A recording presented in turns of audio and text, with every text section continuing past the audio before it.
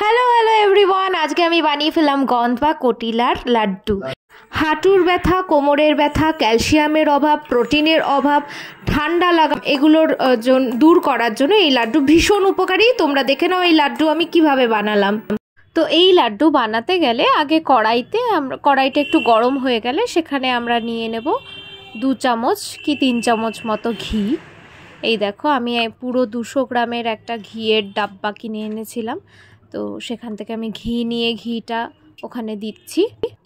ঘিটা গলে গেলে ওর মধ্যে একে একে আমি ড্রাই ফ্রুটসগুলো যেগুলো আমার সামনে রয়েছে অ্যাভেলেবেল সেগুলো আমরা ভেজে নেব বা রোস্ট করে নেব। প্রথমবারের জন্য বানাচ্ছি তাই আমি অল্প পরিমাণেই বানাচ্ছি।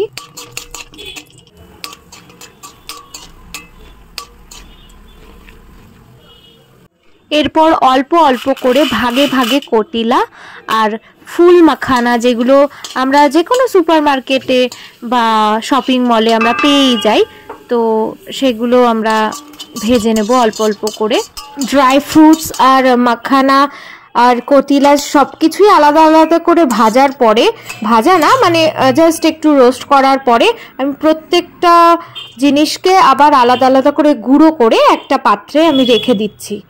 এবারে আর কিছুটা পরিমাণ ঘি নিয়ে ওর মধ্যে আমি আটাটা দিয়ে দেব।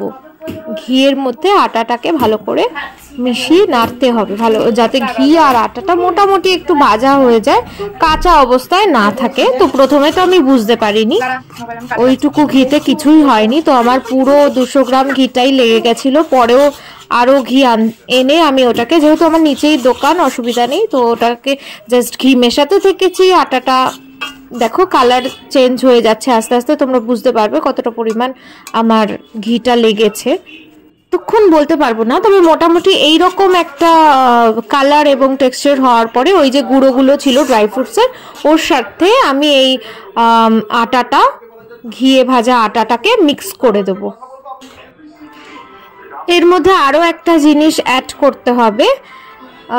আটা এবং ওই ড্রাই ফ্রুটসের মিক্সারের সঙ্গে আমি কিছুটা চিনির গুঁড়ো করা চিনি বা ওটা মিক্স করে দিতে হবে। একটু গুঁড়ো মিক্স করতে পারেন যাদের চিনিতে অসুবিধা আছে, তবে আমি চিনিটাই দিলাম। তো চিনি দিয়ে ভালো করে ওটাকে মিক্স করে নিতে হবে। তারপরে লাড্ডুর মতো বা নাড়ুর মতো যেরকম সাইজ পছন্দ সেরকম গোল্লা গোল্লা করে ওই গেন্দ কা বা কটিলার লাড্ডু ড্রাই ফ্রুটস দিয়ে, যেটা শীতের জন্য বাচ্চাদের পক্ষে তো খুবই উপকারী, এর মধ্যে প্রচুর ক্যালসিয়াম প্রোটিন এগুলো থাকে। তো এই দেখো এক এক করে আমি এতগুলো লাড্ডু আমি বানিয়ে ফেললাম। একটা বড় টিফিন বক্সে মোটামুটি অনেকগুলোই লাড্ডু ধরে গেছে। তো এই লাড্ডুগুলো বানাতে বানাতে হাতে যেরকম নারকেলের নাড়ুর বানাতে গেলে তেল উঠে আসে, ওরকম ঘি উঠে আসছিল। সেটা একে অন্যের সঙ্গে লাড্ডুগুলো যাতে চিপকে না যায়, সেজন্য লেগে না যায়, সেজন্য আমি কিছুটা পরিমাণ চিনি গুঁড়ো করে আবার ওটার সাথে লাড্ডুগুলোর সাথে মিক্স করে নিয়েছিলাম।